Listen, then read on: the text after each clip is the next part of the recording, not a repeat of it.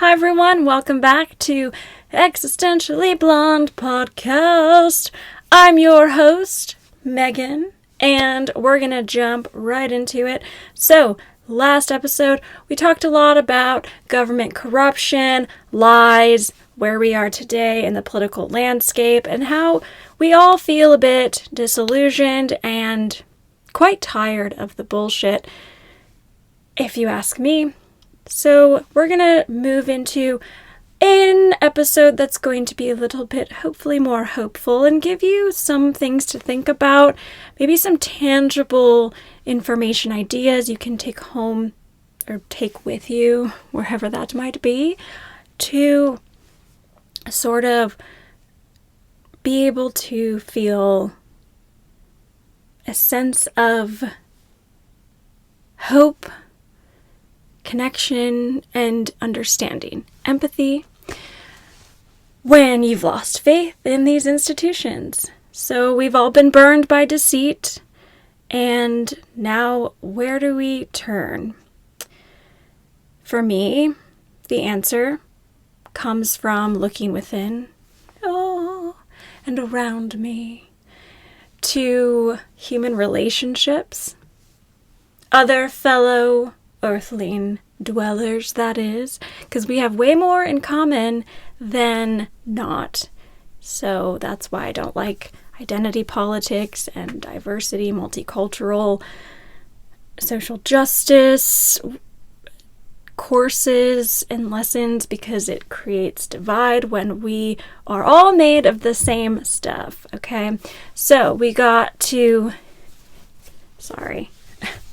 Alright, so yes, that's human relationships, personal values, and age-old sources of wisdom outside that propaganda cycle. This is where philosophy meets psychology. I know it sounds ironic, but for some reason, well, I know the reason I'm about to tell you, but philosophers who are known for just being pessimistic, kind of depressed, always in despair, or existential dread types, give me profound comfort and guidance. They make me feel less afraid of dying. Even if nothing happens afterwards, even if I cease to exist forever, if death of the brain means death of consciousness, which is where perhaps all memories and feelings and ego and sense of who you are and where you are in relation to others cease to exist. Which is, you don't have to pay your taxes anymore. Yay. It's also very terrifying to think about that idea. I'll never forget I had my first existential crisis when I realized I was like 10. I think I had a panic attack for the first time. No, that was much later, but I did panic. It wasn't full-blown panic attack where you have that impending sense of doom and you think you're dying and nothing, once you're in it, you just have to wait it out. But just know your body must return to homeostasis. It cannot maintain that level of arousal for more than like 15 minutes, 20 maximums. So a lot of people, you just have to calm down. So in the back of your mind, try to remember that if you do suffer from panic attacks, not anxiety attacks. That is not even in the DSM. I don't really know what that is. I guess it's just when you're really, really anxious, but that's like the cognitive anxiety. I'm talking the physical panic anxiety where your limbs start to feel weird and tingly and go numb, and you literally feel like you are not even real. It's like that derealization, depersonalization thing. It's crazy.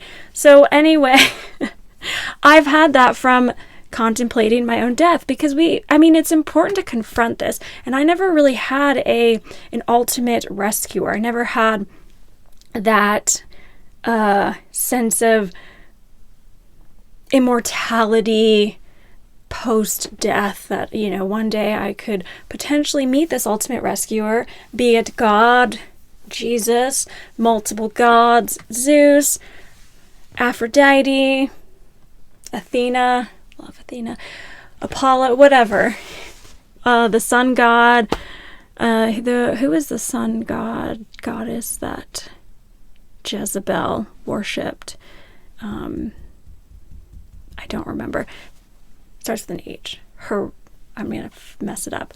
Anywho, so it's good to think about whether or not you have a belief in life after death, or just nothing, or your matter, your energy just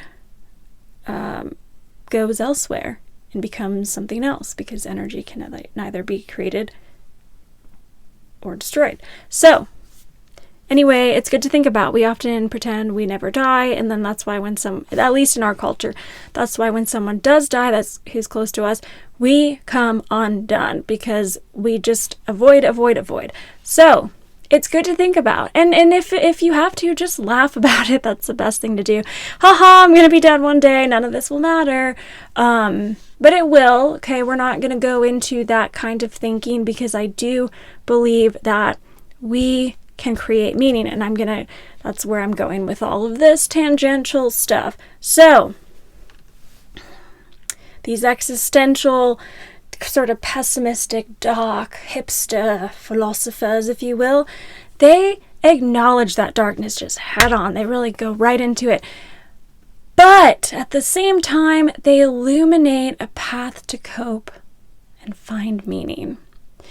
And psychologists, especially those in the trade of existential traditions, mostly Irvin Yalom, who I talk about a lot, have taught me this power of genuine human connection as an antidote to despair. I mentioned this in the last episode, so we're going to get deeper into this, okay? So, first off, we're going to go into one of my favorites, the one, the only, Arthur Schopenhauer, often labeled as a great pessimist. If you look at his portrait, he just looks like a combination of angry and mad. Not mad angry, but mad eccentric or crazy. Anyway, he's known for his view that life is just full of suffering, driven by this insatiable will that we have. Yet, Schopenhauer also had a profound ethical insight. He said, quote, "Compassion is the basis of morality." Who would have thought, coming from him? What it means is that empathy for others, which is that ability to feel what another being feels, is the foundation of doing right. It's not doctrine, not logic, but deep feeling. And I would have definitely coined him as, because he was an intellectual, so a lot of times people intellectualize everything and don't really get into that deep feeling. And it's possible that he knew emotions and feeling and connection were important, but he himself struggled to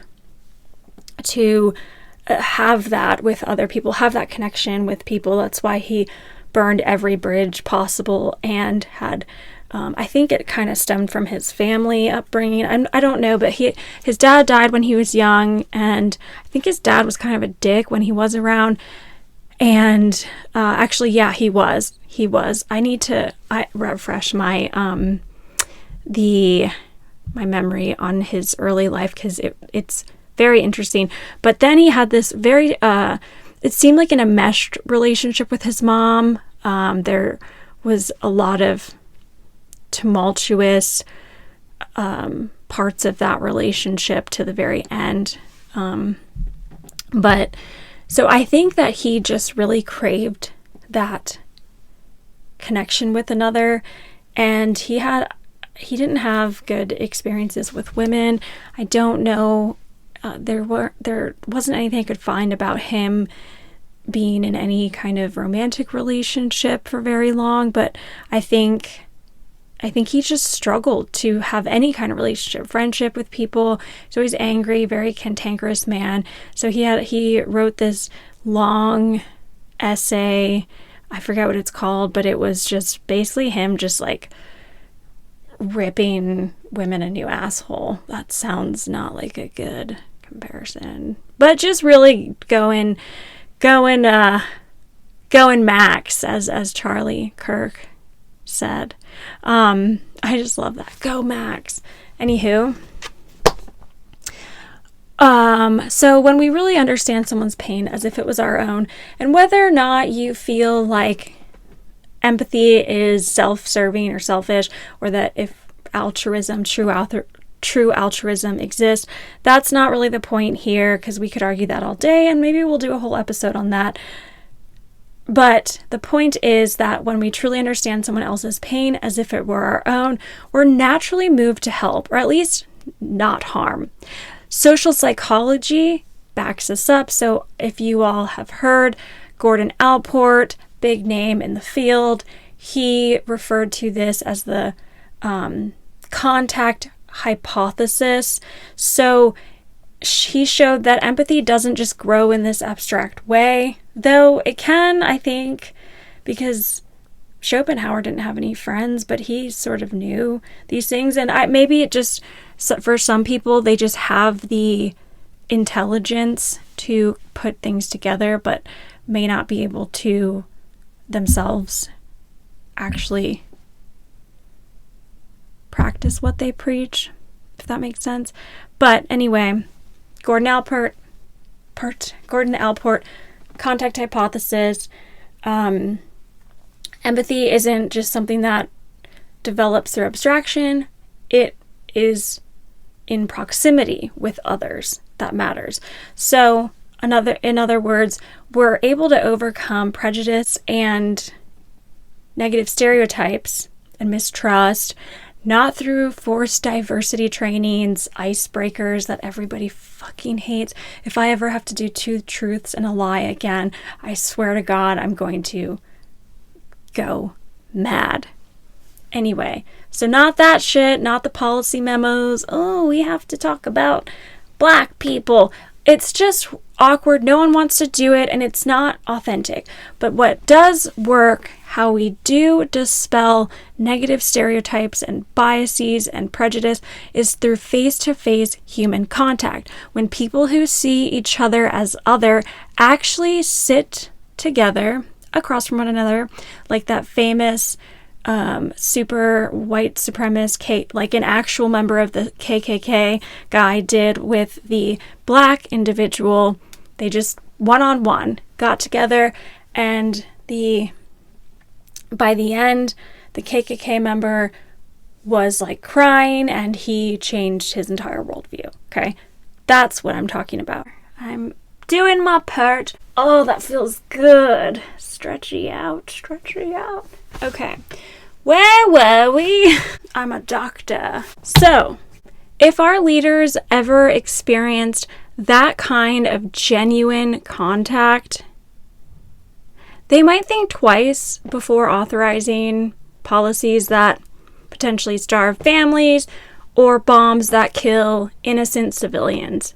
For me personally, when cynicism about humanity at large starts to kind of creep in, I do find solace in small acts of compassion around me, whether I participate in these or I see others doing it. It just reminds me that all of humanity isn't evil and terrible, and we're not just 100% doomed, maybe like 99.3% doomed.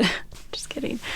But when you see strangers donating to disaster victims or volunteers at food banks, just neighbors helping one another, and this does happen. People are drawn to help one another. And I think that's more and I could be wrong, but I do think that is the rule, not the exception.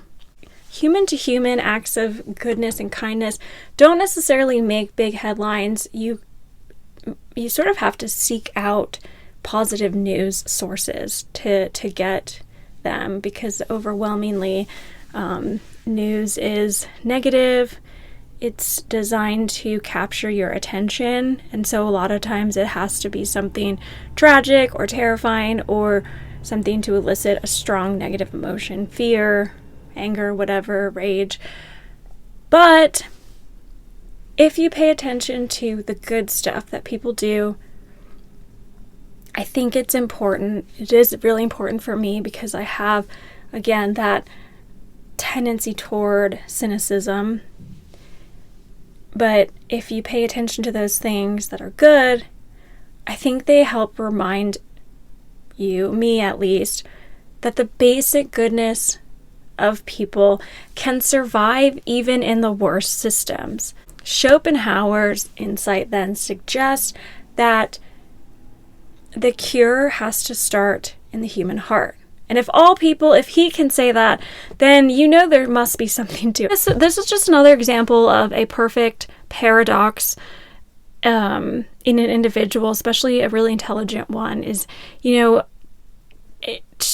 was a complicated dude. Say what you want about Schopenhauer, but I think deep down in his cold exterior, around his icy heart, there was somebody who was just aching to be loved, and unfortunately he couldn't control his temper or rage or withhold judgment. He was very judgy, in order to allow himself to be vulnerable and, find that. Maybe he didn't like women because he wanted to be with men, and at that time, as we know, that wasn't really an option for people. They had to do it on the DL. So let's try and be like Schopenhauer, not just in our philosophical mind, but in practice.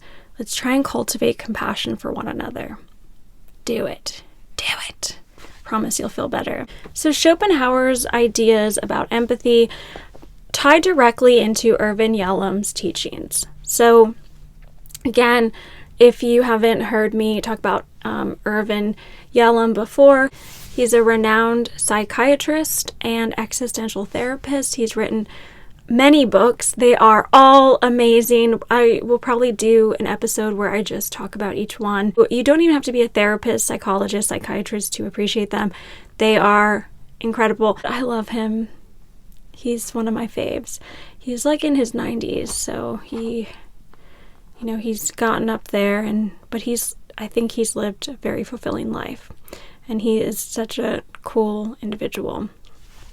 Anyway, one thing that he said, which parallels a lot of what Schopenhauer was getting at, but Yalom, who actually modeled this as well in his life, consistently said, it's the relationship that heals.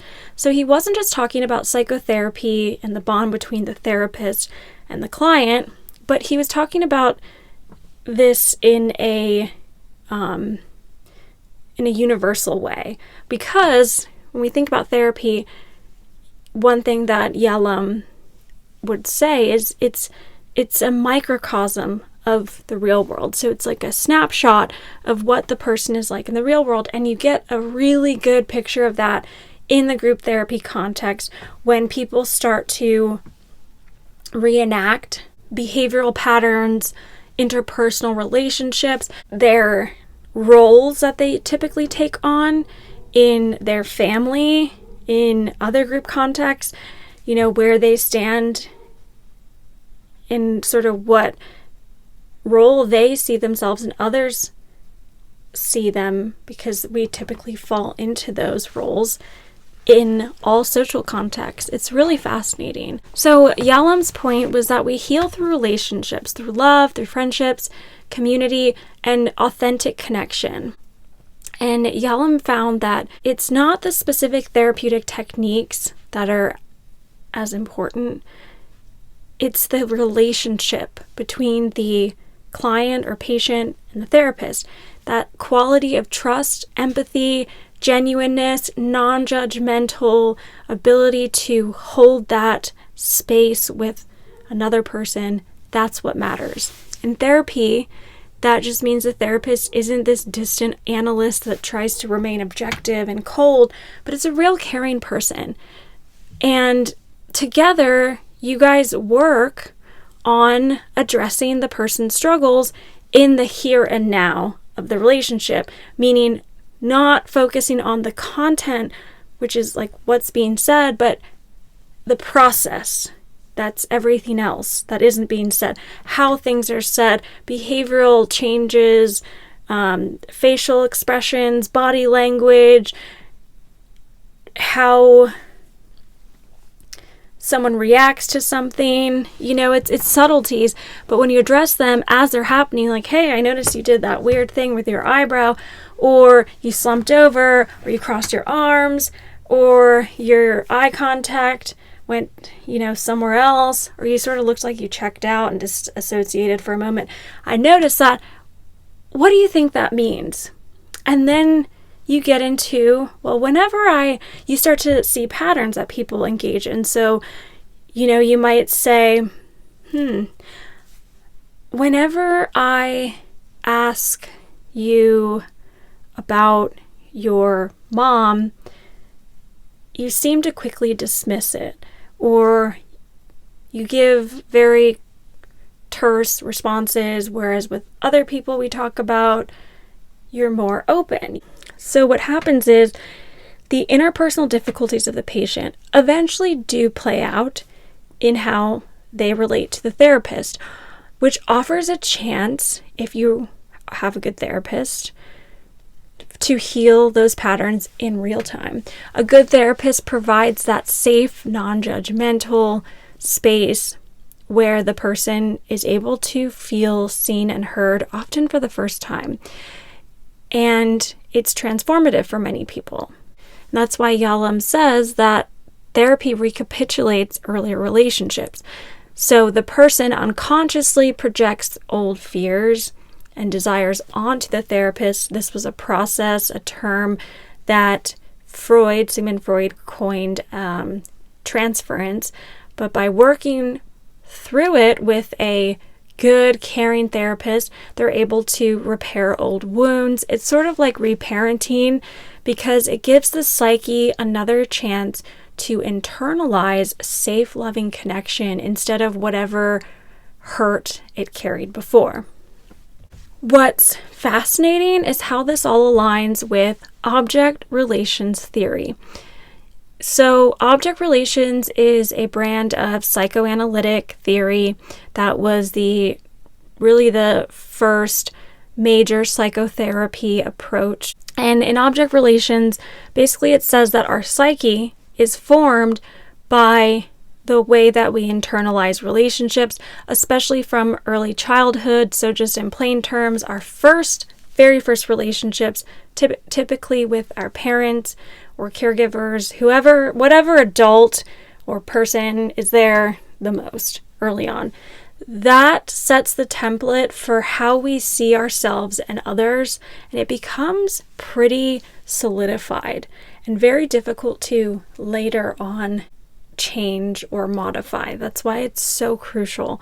So as infants, we don't view ourselves as these separate entities. Instead, we absorb how we are treated as fundamental rules.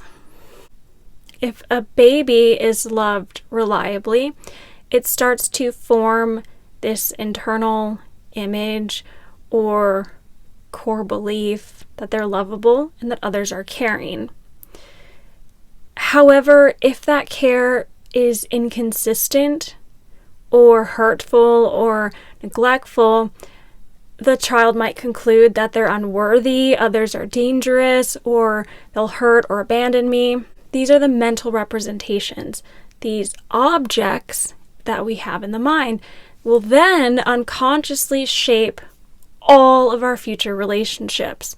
Now, remember, this is just a theory, and you're not doomed forever. It's just a lot harder to detach from those early experiences with caregivers. And that will go into attachment theory and the different types of attachment styles that people generally have. And they're usually based on those early relationships. So, and all of this will come together with everything else we've talked about. I promise. It sounds real abstract and theoretical right now, and like I'm just talking about weird psychology stuff, which I am, but I will connect it to broader society and how to deal with the clusterfuck dumpster fire that we are in today. Okay. So, one of the things I want to talk about is from object relation is a term that is known as splitting, which is the tendency of the mind of a person to categorize people and oneself as either all good or all bad because that person is unable to integrate the complexity that we all have, right? No one's all good or all bad. Even the worst people or the best people in the world still have, it's like the yin and the yang. You have the dark and then you have the light. Okay, that's why humans are so beautiful, because we are complicated creatures. So for instance, a baby might see his mother as the good mom when his needs are met, and as a bad mom when he feels frustrated. Only later, though, can those two images reconcile into one more nuanced reality, which becomes a mostly good mom or a good enough parent, a term we'll maybe get into, who sometimes fails, right? Because that's all of us. However, if that integration doesn't happen, which is the case for individuals who have suffered chronic childhood abuse or neglect, that person often continues to see the world and others in very black and white terms, so that this splitting will occur. So there'll be a shift where some people are idolized and overvalued, while others are undervalued and demonized. So that can be across different people or within the same person. You might be that person's best friend and you can do no wrong and they just really put you on a pedestal, but the next day maybe you were late to meet up, or you fell asleep and didn't answer your phone when they called, and suddenly you're the worst person in the world and you're garbage and you should just be written off forever, right? So that's the splitting, which can carry over into adulthood if that healthy integration hasn't taken place. So, and then with the self, we will see that there is also this splitting that occurs. So an individual will go from this kind of grandiose sense of self to complete self-hatred. And it's just kind of this back and forth thing. So let's back up and look at this, zoom out on a larger scale. Our political and social tribalism often kind of functions like this collective splitting. So, for instance, when we're like, our side is the right side, we are righteous, we can do no harm, we are the models of excellence and purity, and the other side, though, they are pure evil, they are monsters, they're fascist, they are Marxist psychopaths who want to control society, so we have nothing. They will burn it down. Okay. So that is the splitting we see in more of a group, larger scale context. And so the thing is, though, that propagandists in power really encourage this simplistic splitting.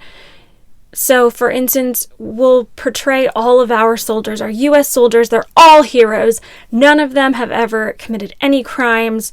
They've only ever tried their hardest to protect innocent civilians. And that is case settled. But we must remember, too, that the enemy, they're all evil. They're barbarians, they're murderers, they're terrorists, they hate all Americans, and they want us to all die. Death to America. Okay, so that's just a fun example. It's not fun. I don't know what other word to use. Sometimes you have to laugh at things because it's so scary and sad. Anyway, but it's very psychologically primitive, but it is effective in rallying people. It's playing on our emotions. Object relations theory would suggest that such black and white thinking is a sign of unresolved emotional development. That's when you see very emotionally dysregulated people. Donald Trump is a good example. And I did vote for him. I'm being completely transparent, honest with you guys, because I was so over, I think with a lot of people, I jumped onto the whole America first. I still believe in America first and anti-establishment and let's get rid of the baddies. Let's fix this country. Let's stop sending money to foreign nations. Let's address problems that Americans face today. And I believed in it. And as many others have felt, we were completely lied to and betrayed. And I should have known, it's always the same playbook every time. But this was the one time that I actually had hope. I never voted before in presidential elections. I have in other smaller local elections because that's really what I think, at least before, mattered more. But now the central government has all the power. So there's that. Anyway, so then what do we do about that? The antidote is learning to tolerate ambiguity and see people, so individuals and nations, groups, remember large scale, small scale, as mixes of good and bad, just like us. It's easy and obvious. It's easier said than done, and it sounds obvious, but we have to continue to remind ourselves of this, because when we're really upset or really in the feels, it's easy to be like, fuck that person, they're a monster. And instead, and there are monsters, but I think that the majority of people are well-meaning, and I have to just hold on to that hope, because otherwise I will become that which I despise. But this nuanced view is actually, it's healthy, it's more adult, it's more mature, and ultimately it's more conducive to peace, to coming together, to connection. We really need to stop with every narrative and ideology that further separates and polarizes us. We need to find common ground, because that's the only way as a nation and as a people we will heal. Okay? I'm going to stop there for now. And next time I want to talk about how do we get to this place of, mutual understanding and wholeness, and just feeling more secure and in harmony with one another. But I'm going to leave you with that. Let me know if you have any questions or comments. I appreciate you all listening, and I hope you guys have a lovely day. This is Existentially Blonde Podcast, and I'm Megan. See you next week. Bye!